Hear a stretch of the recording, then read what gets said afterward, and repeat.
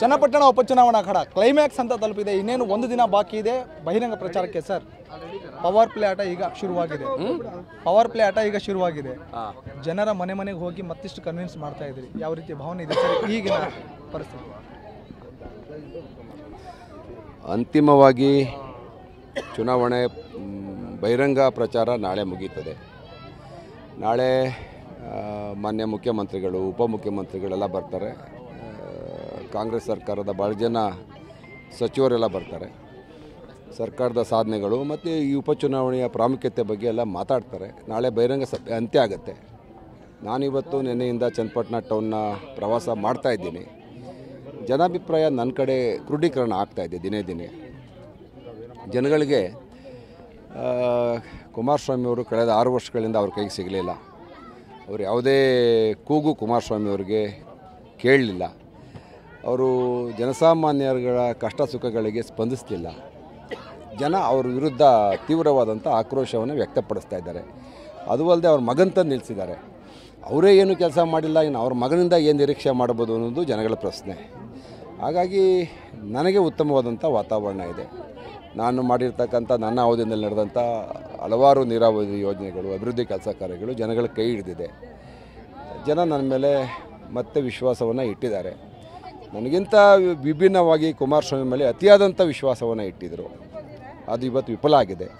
ನನ್ನ ಪರವಾದಂಥ ವಾತಾವರಣ ಇದೆ.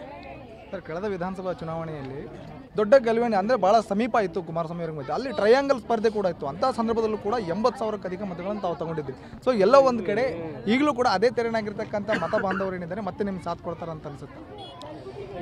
ನನ್ನ ರಾಜಕೀಯ ಜೀವನದಲ್ಲಿ ಇದು 10ನೇ ಚುನಾವಣೆ. ಕಳೆದ 9 ಚುನಾವಣೆಯಲ್ಲೂ ಪ್ರತಿ ಚುನಾವಣೆಯಲ್ಲೂ ನನಗೆ 5,000 ಮತಗಳ ಗ್ರಾಫ್ ಜಾಸ್ತಿ ಆಗ್ತಾನೇ ಇದೆ. ಮತಗಳ ಅಂತರ ನನಗೆ ಜಾಸ್ತಿ ಆಗ್ತಾಯಿದೆ. 50,000ದಲ್ಲಿ ತೊಗೊಂಡು ಗೆಲ್ತೀನಿ. 60,000, 70,000, 80,000, 85,000. ಈಗ ನನಗೆ ಚಿಹ್ನೆಗಿಂತ ನನಗೆ ವೈಯಕ್ತಿಕವಾಗಿ ನನ್ನ ಮೇಲೆ ಪ್ರೀತಿ ವಿಶ್ವಾಸ ಇಟ್ಟಿರ್ತಕ್ಕಂಥ ಅಭಿಮಾನಿಗಳು ಜಾಸ್ತಿ ಇದ್ದಾರೆ ಈ ತಾಲೂಕಿನಲ್ಲಿ.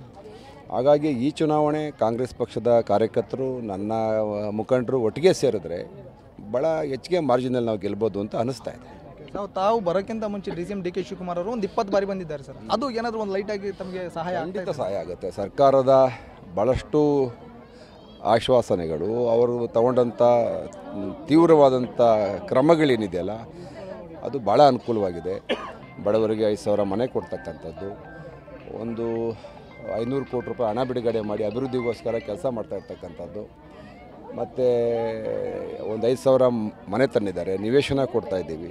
ಈಗ ಜನಗಳಿಗೊಂದು ಆತ್ಮವಿಶ್ವಾಸ ಬಂದಿದೆ. ಕುಮಾರಸ್ವಾಮಿ ಅವರು ಏನೂ ಮಾಡಿಲ್ಲ, ಕಾಂಗ್ರೆಸ್ ಸರ್ಕಾರ ಮಾಡ್ತಾಯಿದೆ. ಮತ್ತು 5 ಗ್ಯಾರಂಟಿಗಳು ಹೆಣ್ಮಕ್ಳೆಲ್ಲ ಖುಷಿ ಇದ್ದಾರೆ.